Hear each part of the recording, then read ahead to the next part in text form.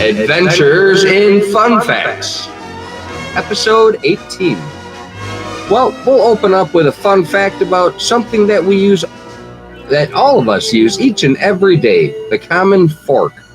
When first introduced in the 11th century Italy, forks alarmed religious leaders who said that using forks was akin to using artificial hands, which at the time was considered an offense to God. Well, I'm glad they kind of changed their mind on that one, because I like using silverware.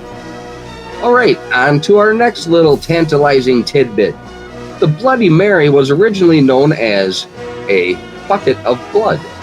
Certainly not the most appetizing name, but the familiar vodka and tomato juice beverage originally carried that title when it was introduced at Henry's New York bar.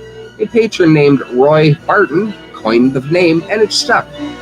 Well, until the New York City's King Cole bar at St. Regis Hotel, when it was reintroduced and rebranded, first as the Red Snapper, then finally the Bloody Mary.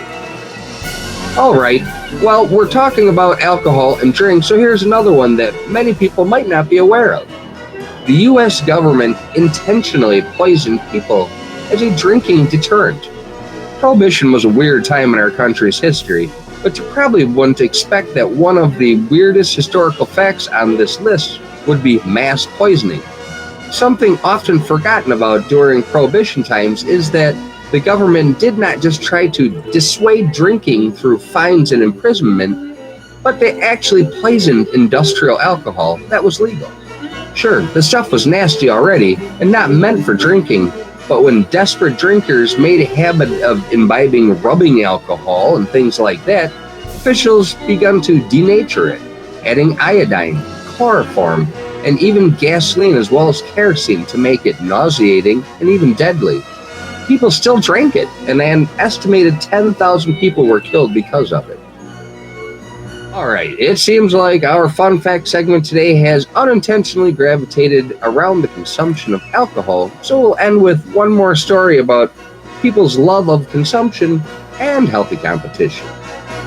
Of course, we are referring to the highly competitive North American Wife Carrying Championship. If you're the big winner of the Wife Carrying Championship, which involves, strangely enough, carrying your significant other through a lengthy obstacle course as fast as you can without dropping them, you'll be awarded with your spouse's weight in beer and 5 times their weight in cash. In order to figure out how much that is, the wife gets up on a seesaw and cases of beer are placed on the other side until the two sides even out. The winner of the competition can also choose to compete at the World Championship held annually in Finland, where the activity originated.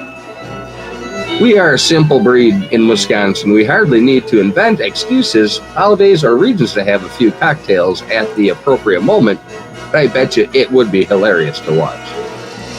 Well, family and friends, keep the torch of curiosity lit until our next Adventure in Fun Facts.